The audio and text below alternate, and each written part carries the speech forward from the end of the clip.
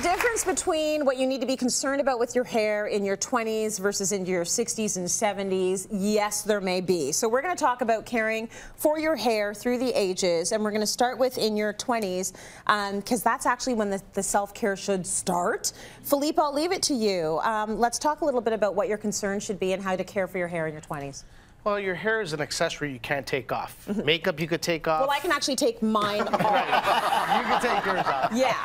So, you know, in your 20s, people tend to be a little more daring and bold. Yeah. Keep going. Go ahead. So we find that a lot of young ladies in their 20s will strip all their hair of their pigment. You know, they bleach their hair out. Even now, they're doing the silver and pastel colors, right? Young 20-year-olds are trying to make their hair look gray. And then, I know, it's kind of cool, though. And then as you get older, you try to put all that pigment back in to give it back color and depth, right? So it's a bit ironic, right? So, but whatever you do, you know, be good to it, be gentle to it, and you could be bold, you could be creative, but make sure it suits you and it expresses who you are. Okay, so you're saying like 20-somethings, like the sky's the limit. The sky's the limit, but again, make sure it suits you. Just make sure it suits you, okay? And you feel beautiful and confident in it. Yes. And I like that about your 20s. Like, just show your personality. If it's pink hair, if it's a unicorn, go be it. Like, you can have that fun and that freedom. And then in your 30s and 40s, you may have a mortgage, so maybe less freedom. Jeffrey, what do we need to think about for your hair care regimen in those eras, those decades? Well, a lot of women, of course, start having children in their 30s and 40s, and of course that creates all kinds of hormonal issues sometimes. I notice a lot of my clients tend to deal with thinning hair in their 30s and 40s. That can have to do with you know, having a kid or just getting a little bit older. A big problem tends to be iron deficiencies. I always tell them, personally, I would go have a big fat steak. Yes. But, you know, if you're not into red meat, then dark leafy greens are great. And you can get supplements. Vitamin B12, vitamin C, and iron supplements work really well.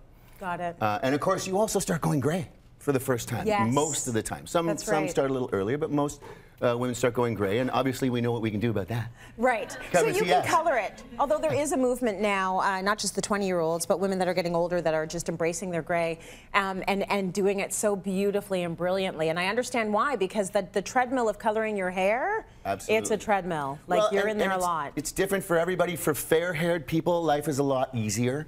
Because you can blend away your gray much more easily with highlights and whatnot. For people who really only look good in darker hair, as they start to go whiter and whiter, yeah, man, it's a total marriage with your hairdresser, and sometimes you need to break it.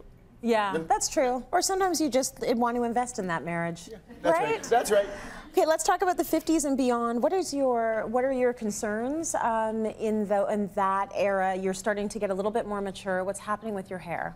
One word, menopause. Right, right. I'm sorry, I know it's a bad word. Yeah, well, it's not that bad. It's the beginning of the end of your reproductive cycle. Which you know, is not such a bad thing for a lot of girls. It's not such a bad thing. So, you know, menopause can really wreak havoc. And, you know, there is the overall thinning from menopause. And it's not like male pattern baldness, it's the horseshoe right here. Okay. That's really difficult for some women.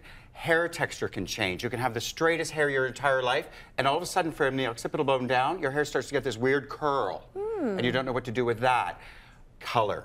Lack of color. Not only just going gray, but your color can get dull and lifeless. Right. So these are all things you have to sort of battle. Now, there are great products. There are smoothing products. There are thickening products. There's all those products to do it. But talk to your stylist about your particular menopausal issue. Yeah. And I bet they can point you in the right direction. Absolutely. There's a solution for everything. To have you feeling the way you want to feel regardless of And we talk to women every day of our lives. There's nothing you can't talk to us about. Right. Seriously. No, I get it. Well, there's a couple things. Well, almost nothing. Talk to me. About everything. Thank you guys.